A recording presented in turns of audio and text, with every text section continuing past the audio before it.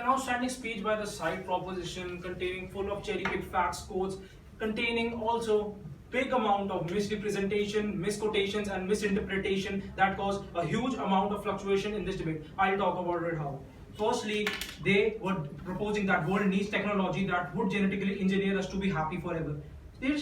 Their arguments were based on a thin ice of assumption what that technology can make people happy, whereby they miss the term genetically engineered, that is a bioscientific term as said by their speakers too also, and secondly they missed out the most excruciating term forever, happy forever. They missed out on this. They were just talking about how can we make people happy. They just missed out how to make people happy forever. Secondly, I'll talk about both. Firstly, according to all the speeches and the arguments provided by all the speakers in this debate, we can say that happiness is just a state of mind, and if you will not chase anything in life, if you will be satisfied with everything in life, you will be happy. That is according to all the speakers that are present in this debate, and according to their side of the according to their speeches. But now let's enter the real world and talk about the practicality of this statement. Let's talk about it. Has been stated that a change in a human genetic will surely cause a change in their behavior and their mentality, which implies whereby comes in the role of utilitarianism, that states the utility for one may be subjectively different for other. That if we talk about the utility for me would be to win this debate, but a utility for a cop will be to catch a thief or anything. That means that utility or the happiness or pleasure can be derived according to needs of the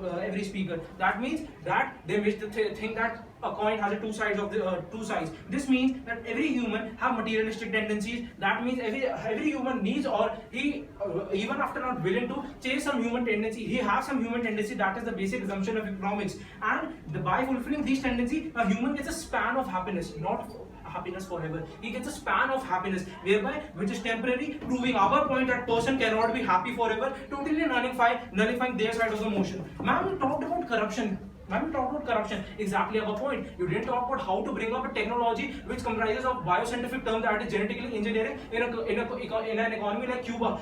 Even funds are not available for the basic amenities for the people. How do you think to bring a technology in that country, in that place? How about South Sudan? How about Horn of Africa? How do you think to bring up technology in that phases? Also, we'll talk about some of the fallacies that are stated by their speakers. Red herring fallacy broke the topicality. She talked about how climate change will be there and we need to bring make people happy forever. How is this really connected to the debate? Climate change is happening, so we need to make people happy. How is this even related, ma'am? Totally breaking the topicality that should be there. I also talk about a proposition side must function on 5 basic paradigms, that is inherency, solvency, harms, topicality and significance, whereby they totally broke one of the thing that is a topicality, totally making this debate not a fruitful one. Also talking about they stated we are God. The first speaker stated we are God and we have in our hands how to handle this world. I salute you, sir. I salute you. You contradicted your own speaker, whereby if we are God, then love and belonging in needs that they talked about in the Maslow's hierarchy system are totally broke. Because according to them, if we are God, that means a person's utility will be satisfied.